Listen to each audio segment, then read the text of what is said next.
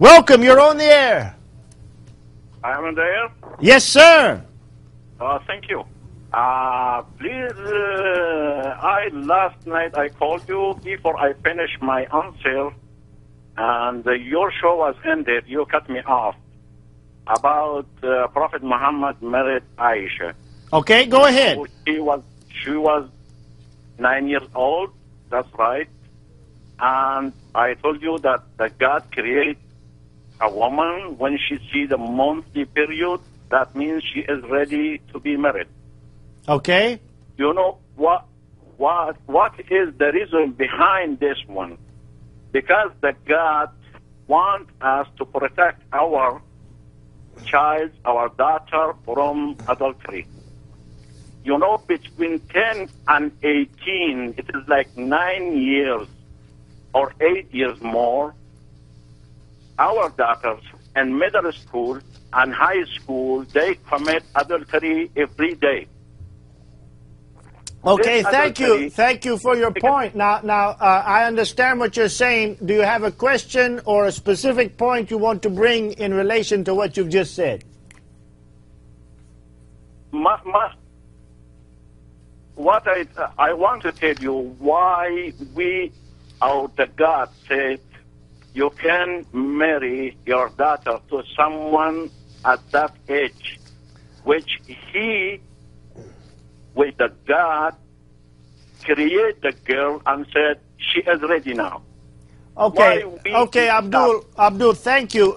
You know, it's very interesting because... I have another comment also, please. Okay, we heard your point. Let us respond, then go to your next point. You know, it's very interesting that in Islam you have the hijab and you have to cover up your women, and I never have understood that. Does that mean that Muslim men are unable to deal with the temptation?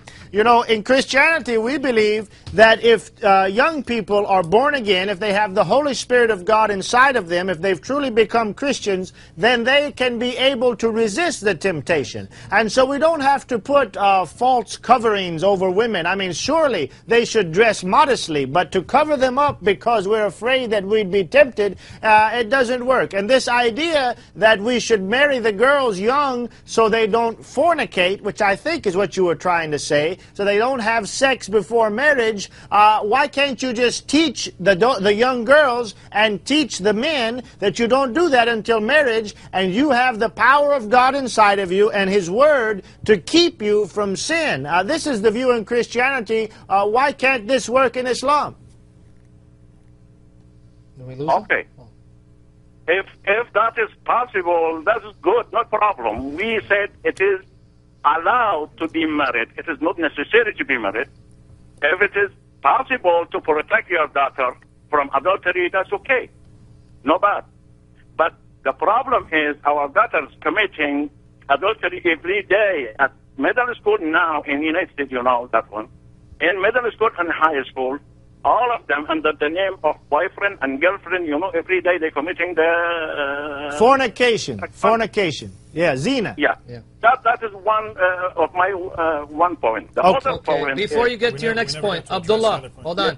Yeah. But David wants to make a comment, and I want to address it too. Before you move on, we appreciate points, but still, David wants something to say. He's been waiting. So go ahead, Brother David. Yes. Our friend pointed out that when a girl gets her first period, this is God's sign that she's ready for, I guess, childbirth. And I'm afraid this is simply absolutely false. It's medically false.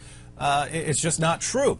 And I'll offer a few responses. First, Aisha hadn't reached puberty when Muhammad began to have sex with her, and so if you're saying that God gives the sign of menses, God gives the sign of puberty as the appropriate time when men are first allowed to have sex with a woman, then according to you, Muhammad was a horrible sinner because he didn't wait for this time. Exactly. Second, the Quran, according to you, cannot be from God because according to you, God only allows men to have sex with women after they've reached puberty, but the Quran in Surah 65:4 allows men to have sex with women before they've reached puberty. So the Quran cannot be from God since you've got conflicting positions there. And finally, I'll explain why. I said this yesterday. When a girl gets her first period, this is not a sign that she is ready to give childbirth. Find me a non-Muslim doctor who will say that. What doctors say is that puberty, that when a girl gets her first period, this is the beginning of puberty. It's not a sign that she's ready to give birth. It's a sign that a change has begun in her body, which several years down the road will allow her to give birth. Yeah. It's puberty is a process that takes several years. And when a girl first gets her period, that's a sign that puberty has begun. It's not a sign, aha, let's go in and have sex with her so we can get her pregnant. Why? Because girls who are young and haven't finished the process of puberty are not ready to give childbirth. Their hips and their birth canals have not widened. That takes a process of several years. If it hasn't widened, this is why you have girls dying in the Middle East and in Northern Africa and everywhere Islam has spread, because people believe just like you believe. You're telling these people around the world, if your daughter's 9 years old, go ahead and marry her off, start having sex, and then these girls die because of this false, immoral teaching. And so I would just advise you, look at the facts, not the facts from your Quran, not the facts from your Hadith. Look at the medical facts, and when you see what's really good for a young girl, you will see that it's not good for her to become pregnant, and therefore you should reject what you're claiming, and you should reject Muhammad as a prophet. Okay, Abdul, just let Sam say one thing, and then we're going to give it back to you. Quickly, Sam. I'm sorry that we're bombarding you, but David Wood said that Aisha hadn't reached puberty, and that the Quran doesn't sanction someone reaching puberty or having monthly cycles in order for you to marry them.